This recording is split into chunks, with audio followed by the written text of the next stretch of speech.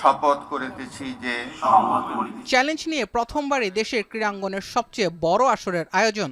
দায়িত্ব গ্রহণের ৬ মাসের মাথায় যুব ও ক্রীড়া প্রতিমন্ত্রীর হাত ধরে শুরু নতুন করে স্পোর্টসের ক্রীড়া খাতকে বদলে দেওয়ার মতো বড় উদ্যোগে একসঙ্গে অংশ নেয় ১,৬৮,৬৪৮ জন ক্ষুদে ক্রীড়াবিদ। প্রথম পর্বের শেষ না হতেই দুইটি নতুন ইভেন্ট যুক্ত করে দ্বিতীয় পর্বের জন্য নতুন করে রেজিস্ট্রেশনও উন্মুক্ত করা হয়েছে।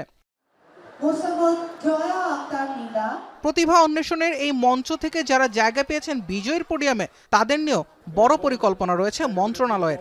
এখান থেকে যারা বেস্ট পারফর্মার এবং এদের ভিতর থেকে যারা ইতিমধ্যে প্রায় ৩০৬ জন পুরস্কৃত হয়েছে এবং সেই ৩০৬ জন থেকে আমরা এই মাসের শেষেই আমরা বিকেএসপিতে তাদের জন্য প্রায় ২ মাসের একটি ট্রেনিং শিডিউল রয়েছে এবং ২ মাসের ট্রেনিং শিডিউলের পরে এদের থেকে বাছাই করে যারা এক্সট্রা অর্ডিনারি যে প্রতিভাবান খেলোয়াড় থাকবে তাদেরকে আমরা স্থায়ীভাবে বিকেএসপিতে ভর্তি করিয়ে তাদের খেলাধুলা এবং তাদের পড়াশোনার সকল দায় দায়িত্ব সরকার বহন করবে।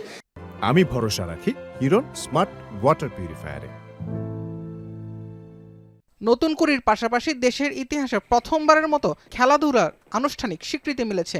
২ ধাপে সরকারের পেশাগত স্বীকৃতির তালিকায় এসেছেন ৩০০ ক্রীড়াবিদ। আগামী ১ মাসের মাঝে এতে যুক্ত হবেন আরও ২০০ জন। বিভিন্ন ক্রীড়া ফেডারেশনের দুর্বল গঠনতন্ত্রের সুবাদে বছরের পর বছর ধরে চেপে বসেছিল একনায়কতন্ত্র। অতি শীঘ্রই এসব গঠনতন্ত্র সংস্কার এবং নতুন কমিটি গঠনের প্রতিশ্রুতি দিলেন ক্রীড়া প্রতিমন্ত্রী। আমরা ইতিমধ্যে গঠনতন্ত্র সংশোধন করার জন্য কাজ শুরু করেছি। পাশাপাশি আমাদের জেলা ক্রীড়া সংস্থার যে কমিটিগুলো ইতিমধ্যে প্রদান করা হয়েছে এবং কিছু কমিটি এখনও আমাদের কাছে পৌঁছানে, সকল জেলা প্রশাসককে অনুরোধ করেছি যে আপনারা দ্রুত সবার ভিতর কমিটিগুলো দেন, কারণ জেলা ক্রীড়া সংস্থার কমিটিগুলো শেষ করলেই নির্বাচন করে যখন তারা পরিপূর্ণভাবে নির্বাচিত কমিটি তখন তাদের দ্বারাই কিন্তু আমরা ফেডারেশনের কমিটিগুলো করব। নানামুখী এসব উদ্যোগকে এগিয়ে নিতে দ্রুতই উপজেলা ক্রীড়া অফিসারের মতো পদ তৈরি করার কথাও ভাবছে সরকার।